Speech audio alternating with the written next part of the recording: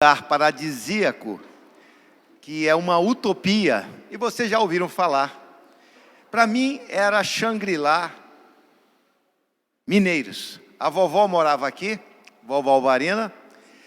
Tá certo, obrigado. Pode abaixar um pouquinho mais. Tá perfeito.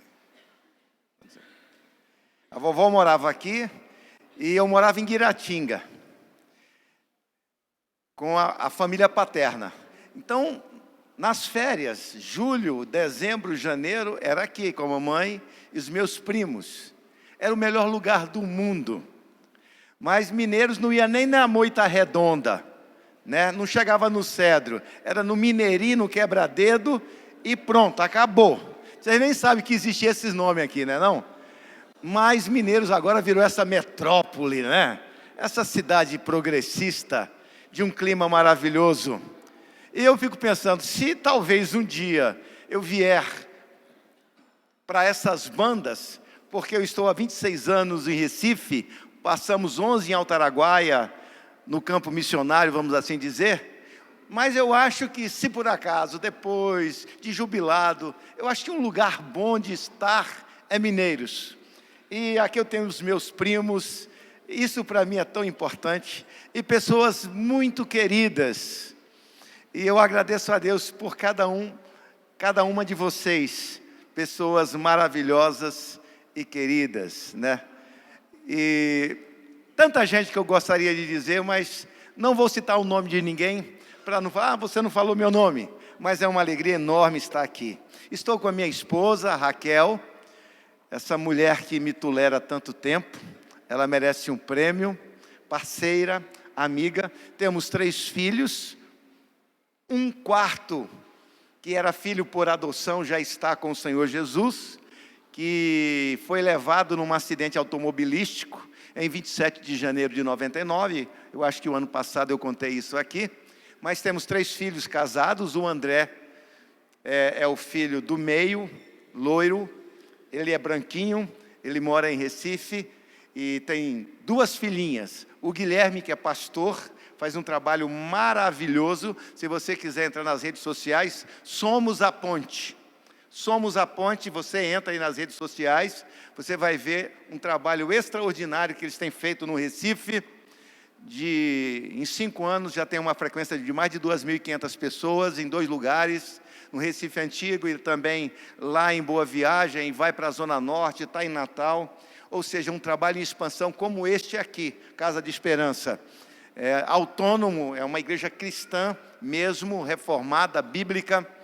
E a Marina, casada com Vitor, o Guilherme tem um casal de filhos, e a Marina está no Canadá, em Calgary. E a Raquel chegou há uma semana atrás de lá, e estão bem, graças a Deus. O filhinho de 2 anos foi ao médico segunda-feira e tal, vai em outros médicos, pedimos oração por ele, para uma definição, ele precisa de uma orientação, mas graças a Deus, parece que tudo está na normalidade, mas pedimos a oração pelo Matias, filho da minha filha, que está no Canadá. Então essa é a minha família, eu sou daqui, gosto de estar aqui, me senti honrado demais, Stanley, por me convidar. Obrigado, Márcia. Obrigado, é tão bom estar com vocês. Eu queria morar aqui, sabe?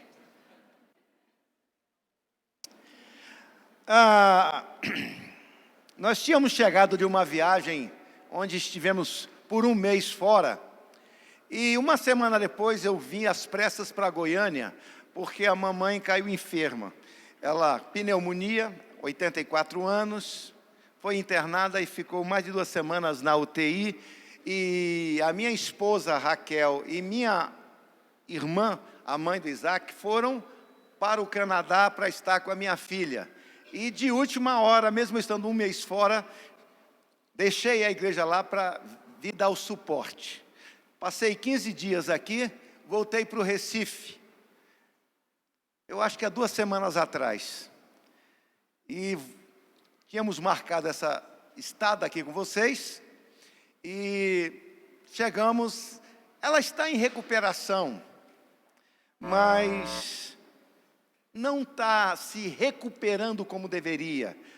Não se alimenta bem e parece, hoje de manhã fomos ao hospital e o médico decidiu interná-la novamente. Peço oração pela mamãe, dona Gimira. Mas uma das questões básicas de quem está enfermo é a constatação verdadeira do problema de saúde. Eu acho que uma coisa que nos perturba é quando temos um ente querido no hospital, doente, enfermo, sem saber bem o diagnóstico preciso, o que de fato ela tem. Não é agradável quando o médico diz: está com tal enfermidade e precisa tratar. Talvez demore um pouco, mas traçaremos uma estratégia de combate à enfermidade e de recuperação de suas forças. Ninguém gosta de ouvir a constatação de uma enfermidade. Imagina o câncer. Todos nós já tivemos essa experiência na família. É doloroso, mas por outro lado, tem que se falar a verdade, ainda que seja por demais desagradável, para se iniciar o tratamento de recuperação. Não é verdade? Sim. Queremos o diagnóstico preciso, por mais duro, por mais desalentador, por mais chocante que seja, queremos a verdade. Mas há certos momentos que a verdade, ela tem que ser dado com graça. O que é isso? A Raquel pôs uma blusa, que não era esta, que ela veio para cá. Aí ela disse: e aí, como é que eu estou? Mulher nem sempre quer ouvir a verdade. Ela quer que a gente descubra o que ela quer, para que a gente, por acaso acerte dizendo, se ela diz: que tal, eu vou pôr esse sapato marrom ou esse sapato, seja lá, vermelho? Aí você fala: olha, põe o sapato marrom. Mas ela fala: e o vermelho? Não, esse vermelho também é chocante, é lindo demais.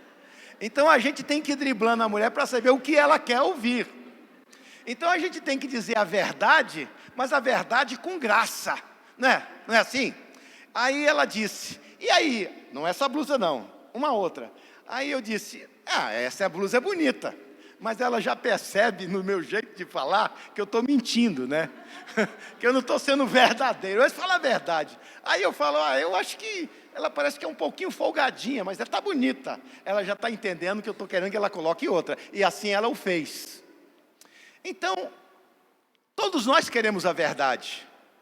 Mas às vezes a verdade, ela choca, ela nos incomoda. Numa questão de diagnóstico da saúde, de uma enfermidade, quanto mais preciso, por mais chocante, melhor. Mas em outras questões, a verdade tem que ser dita com graça. Não somente verdade, mas verdade e graça. Vamos abrir a palavra do Senhor em João 1,14.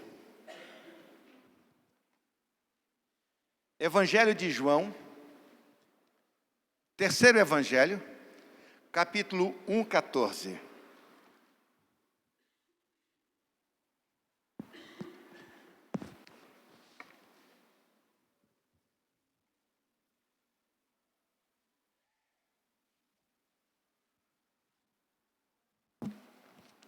Diz assim a palavra do Senhor: e o Verbo se fez carne e habitou entre nós, cheio de graça e de verdade, e vimos a sua glória, glória como do unigênito do Pai. Eu pediria que os homens lessem agora, João 1,14. Vamos lá? E o Verbo se fez carne e habitou entre nós, cheio de graça e de verdade.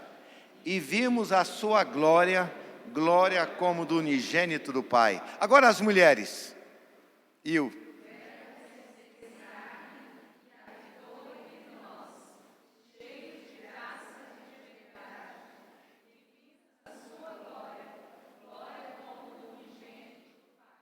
todos juntos.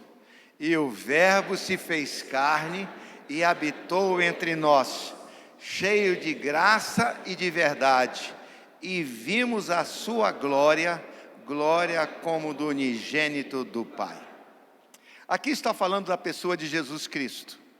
O apelido que João, do evangelista, apóstolo João, dá a Jesus, antes do seu nascimento humano, é Verbo. Então, João trata Jesus, na sua pré-existência humana, de Verbo. Logos, no grego, que foi escrito o Novo Testamento. Isso também tinha uma questão da filosofia grega sobre o Logos, que é a razão de ser das coisas, da verdade. Então, João trata Jesus como o Logos de Deus. Jesus Cristo é tratado como o Logos de Deus, porque ele existia antes de nascer. Nós passamos a existir na concepção, quando o óvulo encontra o espermatozoide. 9 meses depois nascemos. Então a concepção é na primeira célula, né, da criancinha ali, quando o óvulo e o espermatozoide se juntam formando um novo ser. Isso se chama concepção, o nascimento 9 meses depois.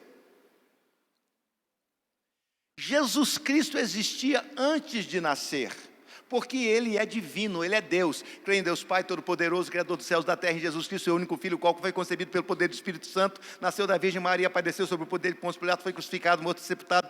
Nós sabemos, Pai, Filho e Espírito Santo. O resumo da fé cristã é o credo apostólico. A lista toda é impressionante, como aquilo ali contém toda a verdade da fé cristã, onde se fala do Pai, do Filho e do Espírito Santo. Há um só Deus, que se manifesta em 3 pessoas, Pai, Filho e Espírito Santo. Dizem que um muçulmano que não acreditava na divindade de Cristo e nem na trindade, vocês sabem disso, os muçulmanos, e Jesus um dia se apresenta a ele numa visão. Aí ele disse, mas Jesus, tem Jesus no Islã, né, no livro deles. Mas o Senhor não é Deus, o Senhor é um profeta. Aí ele pegou e mostrou os cravos, os sinais dos cravos nas mãos. E aquilo foi, mas como é que o Senhor pode ser um com o Pai? Aí ele disse, o sol, ele se manifesta em claridade e em calor. Claridade é uma coisa, e calor é outra coisa, mas os dois, sol. A trindade também deve ser entendida, é um Deus único, se manifesta em 3 pessoas. Mas o Deus Filho veio à terra. E João se refere a ele como o Verbo de Deus. A razão de ser da criação é Jesus. Veja os versículos 1, 2, 3, 4 e 5. No princípio era o Verbo estava com Deus e o Verbo era Deus. Ele estava no princípio com Deus. Todas as coisas foram feitas por intermédio dele, e sem ele nada do que foi feito se fez. A vida estava nele e a vida era a luz dos homens. A luz resplandece nas trevas, e as trevas não prevaleceram contra ela. Aqui está dizendo que Jesus Cristo é o Deus Criador de todas as coisas. O Deus Criador veio à terra. João se refere a essa realidade de Cristo antes do seu nascimento como o Verbo. Então, verbo aqui na introdução do Evangelho de João é Jesus antes de se fazer gente. No princípio, quer dizer, na eternidade era o verbo. Era, não era que era e continua sendo. Era o verbo, ele estava. No princípio era o verbo. Jesus estava na eternidade. O verbo estava com Deus e o verbo era Deus. Está mostrando a divindade de Cristo. Ele estava no princípio com Deus. Versículo 3. Todas as coisas foram feitas por intermédio dele. E sem ele nada do que existe se fez. Todas as coisas foram feitas por ele, pelo verbo. Jesus Cristo é o Deus Criador e o mantenedor do universo. Na introdução da carta aos Hebreus, traz essa mesma verdade. Havendo Deus outrora falado muitas vezes, de muitas maneiras, aos antigos pelos profetas, nesses últimos dias nos falou pelo Filho, a quem constituiu o herdeiro de todas as coisas, pelo qual fez o universo. Ele, Jesus, é o resplendor da glória de Deus, a expressão exata do seu ser, sustentando todas as coisas pela palavra do seu poder. Depois de ter feito a purificação de pecados, assentou-se à destra de majestade nas alturas, tendo se tornado tão superior aos anjos, quanto herdou o mais excelente nome do que eles. Isso aí é Hebreus 1, de 1 a 4. O que eu estou querendo dizer que Jesus Cristo é o Criador e o mantenedor do universo, porque Ele é Deus. Eu estou falando da divindade de Cristo. Cristo é Deus. E esse Deus um dia resolve vir na terra. É o versículo 14. E o verbo se fez carne e habitou entre nós, cheio de graça e de verdade. E vimos a sua glória, glória como do unigênito do Pai. Irmãos, o Jesus de Nazaré, ele não é um filósofo, ele não é um criador de uma religião, ele não é um profeta como Moisés, como Elias, como João Batista. Não, Jesus é o próprio Deus que se fez gente.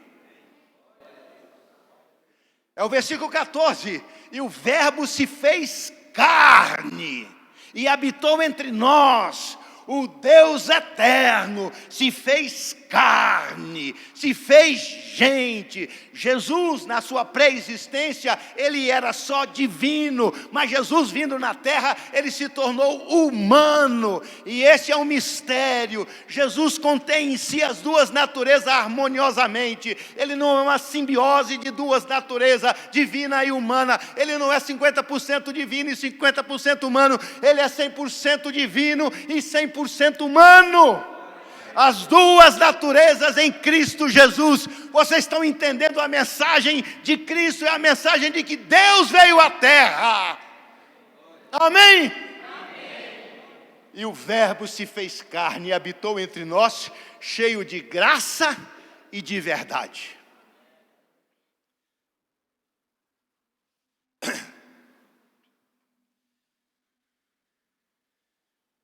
Jesus trouxe em si graça e verdade, ou verdade e graça. Vemos Jesus trazendo a verdade.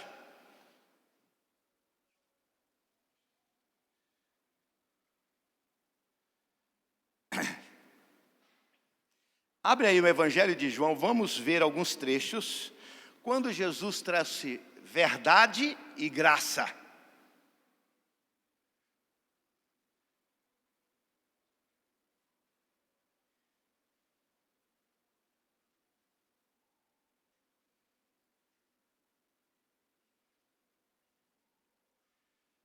Jesus Cristo é batizado por João Batista.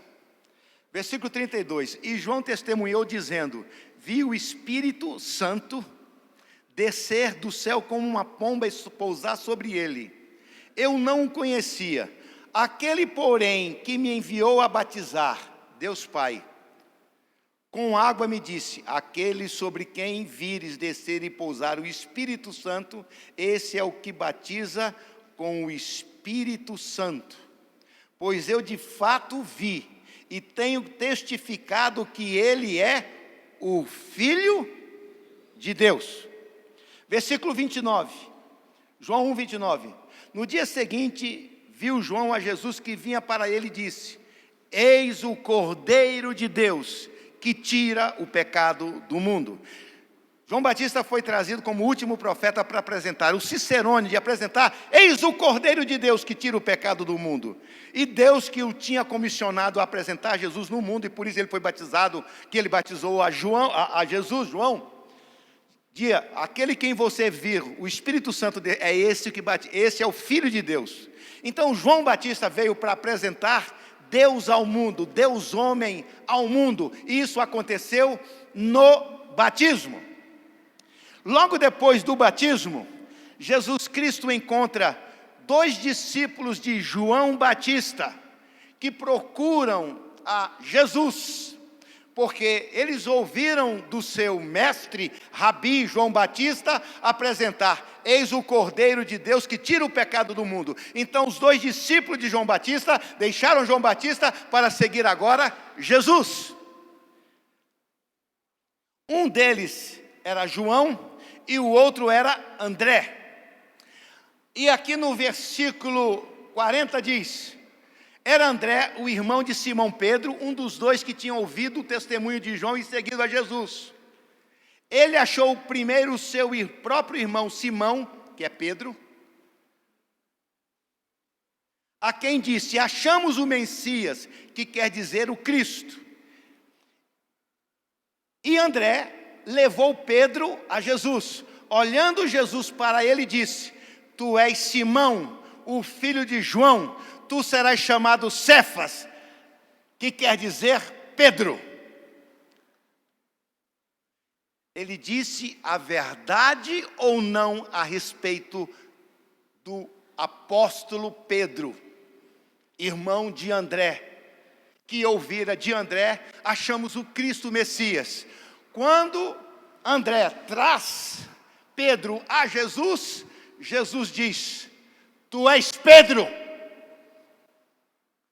filho de João. O pai de André e Pedro chamava-se João. Ele disse a verdade a Pedro. A verdade foi tão chocante que Pedro não titubeou, entendeu que de fato Jesus era o Cristo, o Messias de Deus. Jesus então, quando ele encontrava alguém, ele dizia a verdade daquela pessoa. E mais ele dizia não uma verdade dura, somente que machucasse, mas ele dizia uma verdade com graça. Quando ele diz: tu és Cefas, tu és Pedro, ele estava dizendo: tu és uma pequena rocha, Pedro. Ele profetizou na vida de Pedro, animando Pedro, ou seja, Pedro talvez nem entender aquela palavra profética. Jesus Cristo já dizendo que Pedro era pedra de valor, era rochedo. A palavra Pedro significa rochedo. Pedro, tu és rocha. Jesus então dizia: tu és a verdade dele, quem ele era, qual a identidade, quem era o nome do pai dele, mas ao mesmo tempo ele trazia graça, ele trouxe uma palavra de estímulo: tu és Pedro, tu és rocha. E nós sabemos, Jesus trazia a verdade, mas ele também trazia consigo graça. E o verbo se fez carne e habitou entre nós, cheio de graça e verdade. Amém? Jesus traz em si a verdade e a graça de Deus. O Velho Testamento, ele é marcado pela verdade. Era sim, sim, não, não. Obedeçam a Deus em tudo. Se obedecerem, recompensas. Se desobedecerem, maldição, castigo, punição. Então, o povo no Velho Testamento conhecia muito a verdade de Deus, a rigidez de Deus, mas não conhecia muito o Deus da graça. Irmãos, a graça é um absurdo. E a graça se manifestou concretamente na pessoa e ministério de Jesus. E vimos a sua glória, glória como do unigênito do Pai. Mas essa glória era baseada em quê? E o Verbo se fez carne e habitou entre nós, cheio de graça e de verdade. O que é graça? Graça, alguém já disse, é favor imerecido. Alguém não merece um favor e você faz um favor. Então graça não é recompensa, não é pagamento. Graça é algo assim de graça. Entendeu o que é graça? É de graça. E Efésios 2:8, 9 e 10 diz assim: pela graça sois salvos mediante a fé. Isto não provém de vocês. É dádiva de Deus. Não de boas obras, para que ninguém se glorie, pois somos criaturas de Deus, criados em Cristo Jesus para as boas obras, as quais Deus de antemão preparou para que andássemos nelas. Isso aí é Efésios 2, de 8 a 10. Graça é mais do que favor imerecido. É alguém que merece a punição, seja lá, a prisão, ou merece a condenação à morte, e ele é presenteado, não somente de não ser punido, como também um grande benefício. Isto é graça. Foi isso que Deus fez através de Jesus Cristo. Nós não podemos ser salvos baseado em nossas virtudes, em nossas boas obras, em nossa religiosidade, porque nós oramos, nós jejuamos, nós cantamos. Não é isso. Isso é consequência. Mas é a graça que nos habilita para louvar a Deus, para usufruir dos privilégios e para fazer as coisas para Deus. Mas primeiro nós somos transformados por Deus, e aí Deus nos dá a possibilidade de ter uma vida frutífera, uma vida de boas obras. Isso é consequência, isso não é mérito. Então nós somos salvos pela graça. É a graça que nos transforma e nos qualifica para servirmos a Deus. Entenderam agora? E as pessoas pensam na religião como a religião de recompensa. Se eu praticar a religião, se eu fizer boas obras, se eu for uma pessoa assim, de um comportamento exemplar, então eu vou receber a graça, porque eu mereço. Não, irmão, se você merece, não é graça. Graça é algo que Deus nos concede quando nós não merecemos, e Deus nos dá gratuitamente. Pela graça sois salvos mediante a fé. Isso não provém, isso não é resultado daquilo que vocês podem se qualificar. É dádiva de Deus, não de boas obras. Não de boas obras, sejam boas obras de bom comportamento, sejam obras de misericórdia, sejam obras religiosas, não de boas obras. Não é isso que nos qualifica, não de boas obras, para que não nos gloriemos, pois somos feitura de Deus. Essa palavra feitura no grego é poema. O que quer dizer? Você é uma obra de arte de Deus. Porque Deus te transforma em obra de arte, agora a arte se manifestará em sua vida, as boas obras, as quais Deus de antemão preparou para que andássemos nelas. Isto é graça. Graça é aquilo que Jesus veio nos trazer em si, na sua missão, e Ele nos deu graça. Quando Ele morreu por graça, Jesus Cristo, Ele recebeu toda a punição dos nossos pecados. Então Ele atraiu sobre si a ira de Deus, por isso que Ele foi punido pelos nossos pecados, e Cristo também obedeceu a Deus em nosso lugar. Nós não temos mais obrigação meritória de obedecer a Deus, mas nós obedecemos pelo amor, pela gratidão, não com o fim de merecer nada. Nós andamos com Deus porque Deus nos transforma e agora nós somos nova criatura. Isso é uma consequência, isso é uma resposta à misericórdia e ao amor de Deus.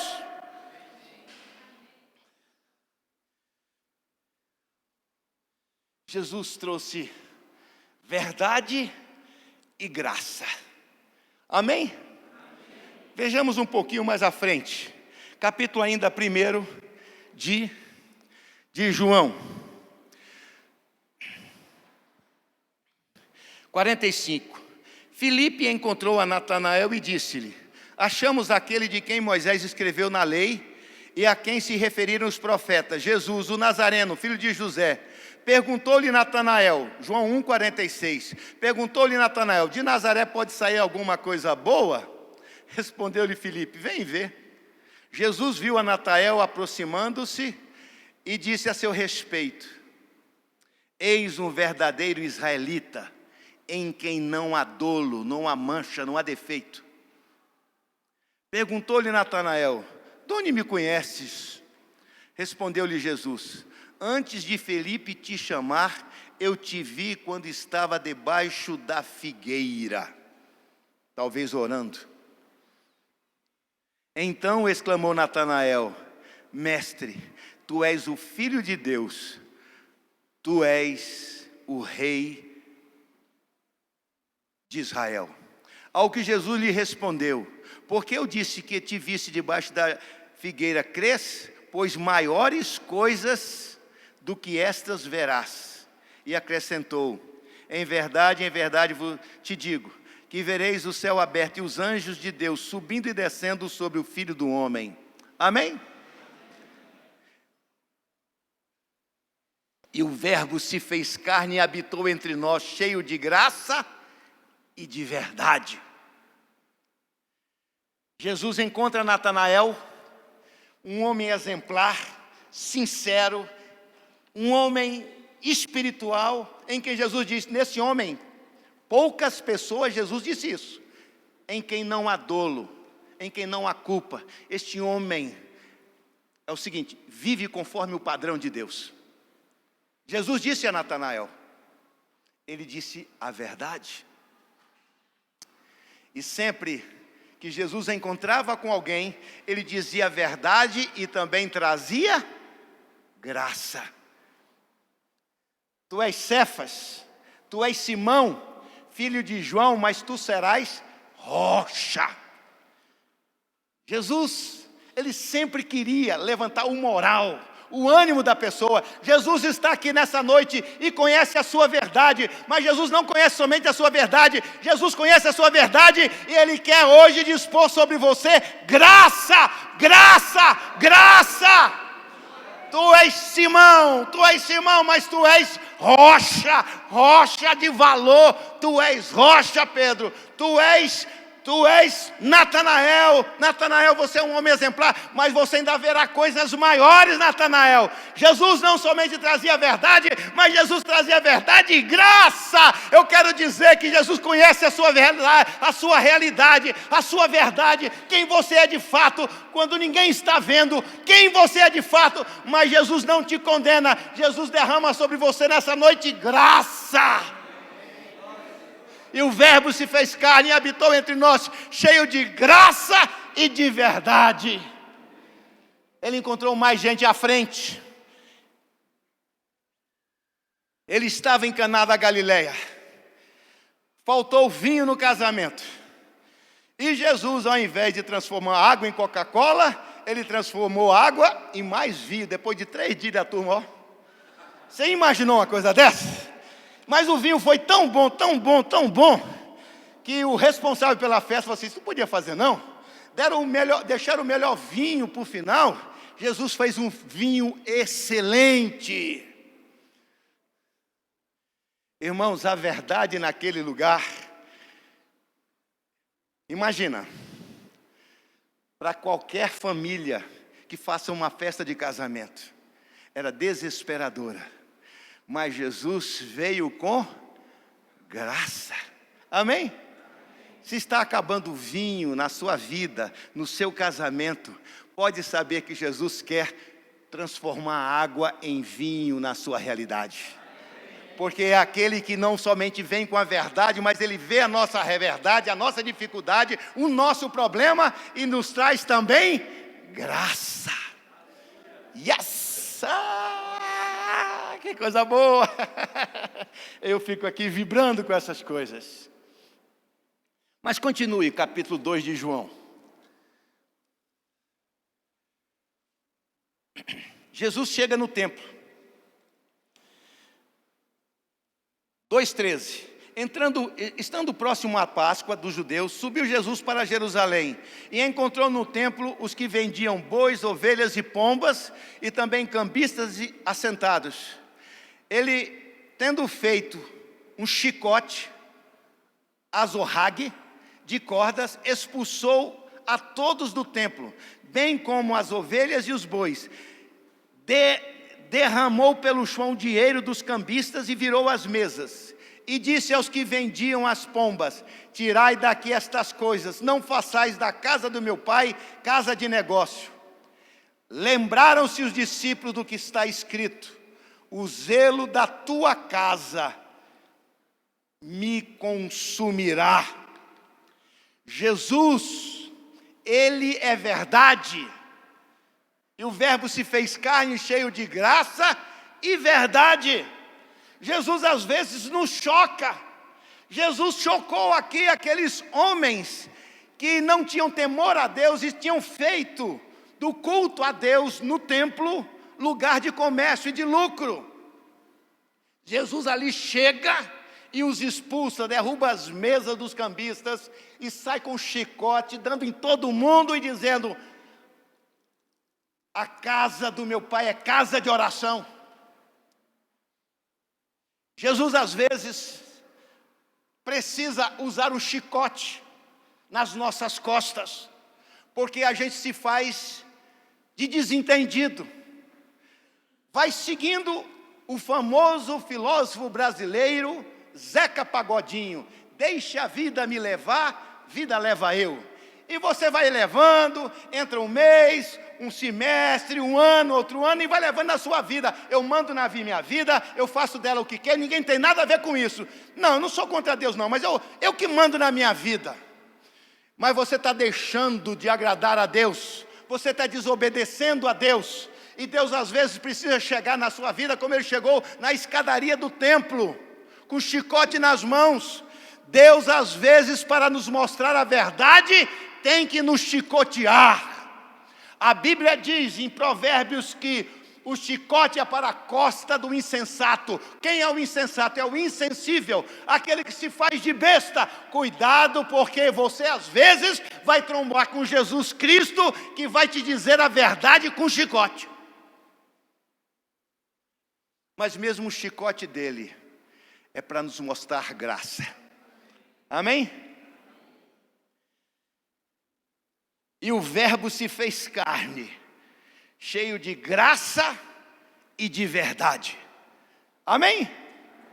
A verdade às vezes dói, mas às vezes é necessário. Como eu disse, nós queremos um diagnóstico preciso da situação de saúde da mamãe, da sua enfermidade, para que possamos combater a enfermidade. A gente precisa da verdade, doa o quanto doer.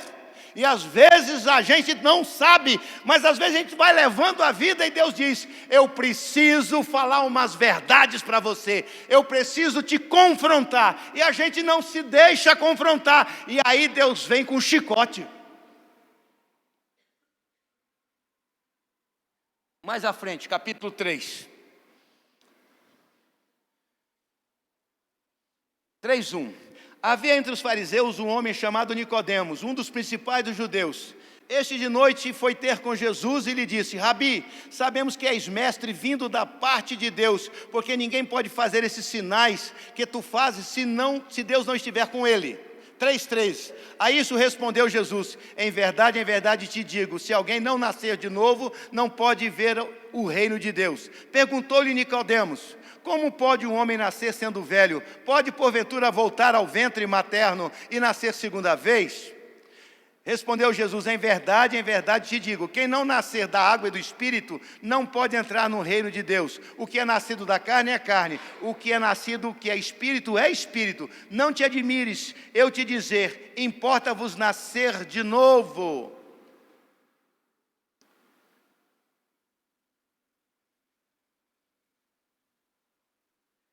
Existe o nascimento biológico e o nascimento espiritual.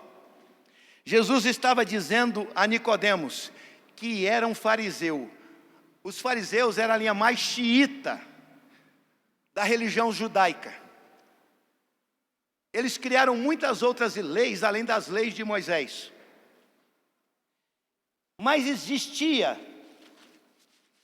fariseus sinceros, que era o caso de Nicodemos. E Nicodemos, ele tinha interesse real na pessoa de Jesus, tanto assim que ele veio de uma maneira muito sincera: mestre, sabemos que és homem vindo da parte de Deus, porque ninguém pode fazer esses sinais que tu fazes se Deus não for com ele. Então ele era um homem sincero, sensível a Deus. Mas Jesus lhe mostra que ele tinha que dar um passo além. A religiosidade não era suficiente. Ele dizia: você precisa ter um nascimento espiritual. O que é um nascimento espiritual? Quando você ouve a verdade do Evangelho, que você está ouvindo aqui, que você já ouviu muitas vezes, e o Espírito Santo começa a te convencer da verdade do Evangelho, que você é um pecador, que Jesus Cristo é Deus, o Cordeiro de Deus que tira o pecado do mundo. Quando você entende que você tem que se beneficiar daquilo que já lhe é proposto por Deus, de perdoar os seus pecados, e quando você pede: Deus, me perdoa os meus pecados, isso já é um processo espiritual patrocinado pelo Espírito Santo. Ninguém se converte a si mesmo. Quem nos converte é o Espírito Santo, é Ele quem revela a verdade. Quando a gente entende isso e se quebranta, nós somos transformados. Essa transformação é uma nova vida que se propõe, que Deus propõe. Segundo aos Coríntios 5,17, se alguém está em Cristo, é nova criação. As coisas velhas passaram, eis que se fizeram novas. Pode ser nova criação ou nova criatura. Ou seja, quando o Espírito Santo te transforma, você entra numa nova dimensão, uma dimensão espiritual. Além dessa realidade biológica natural, agora você está numa realidade espiritual, porque é o Espírito Santo, e você agora se torna filho de Deus, transformado pelo Espírito Santo.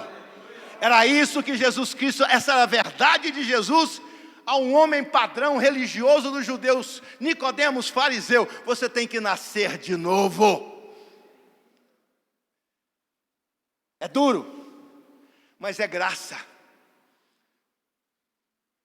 Não há mérito, beleza alguma, em alguém que permita alguém, outro, a seguir para um caminho da perdição, da destruição, da desgraça, só para não contrariá-lo. Isso não é misericórdia, isto é omissão. E os pecados se manifestam de dois jeitos. Por transgressão, é quando você transgride, passa por cima de um mandamento específico de Deus, e omissão, quando você não faz. Tiago capítulo 4. Aquele que sabe que deve fazer o bem e não faz, nisso está pecando. A omissão é pecado, transgressão e omissão. Então não há virtude alguma, você não querendo falar a verdade para a pessoa, deixá-lo ele se arrebentar na vida, porque você não quer criar um clima desagradável, você não quer confrontá-lo, você não quer dizer a verdade. Não há virtude alguma. Deus é um Deus que diz: precisa-se dizer a verdade, mas a verdade com graça. E o Verbo se fez carne e habitou entre nós, cheio de graça e de verdade. Amém? Vamos um pouquinho mais à frente. Capítulo 4. Jesus com a mulher samaritana. Quem era a mulher samaritana? Era uma mulher de vários maridos ou de vários amantes.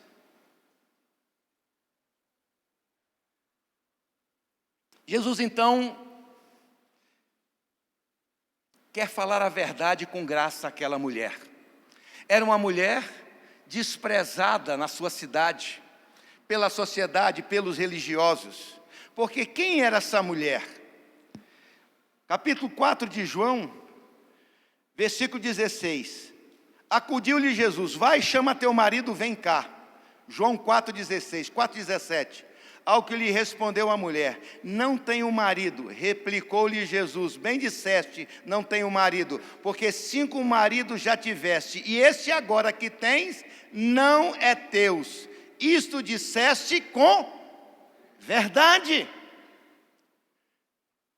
Jesus, aqui, por ação do Espírito Santo, tem um discernimento da história daquela mulher, que já tinha tido 5 maridos e o 6º não era dela. Já estava começando um novo caso, talvez com um homem casado. E ela falou assim: eu não tenho marido. Quando ela disse isso, ela estava falando a verdade. Jesus disse: você disse a verdade. Mas Jesus disse a verdade com graça. Onde é que está a graça? Veja um pouquinho antes. Versículo 7. Nisto veio uma mulher samaritana tirar água. João 4,17. Disse-lhe Jesus: dá-me de beber, pois seus discípulos tinham ido à cidade para comprar alimentos.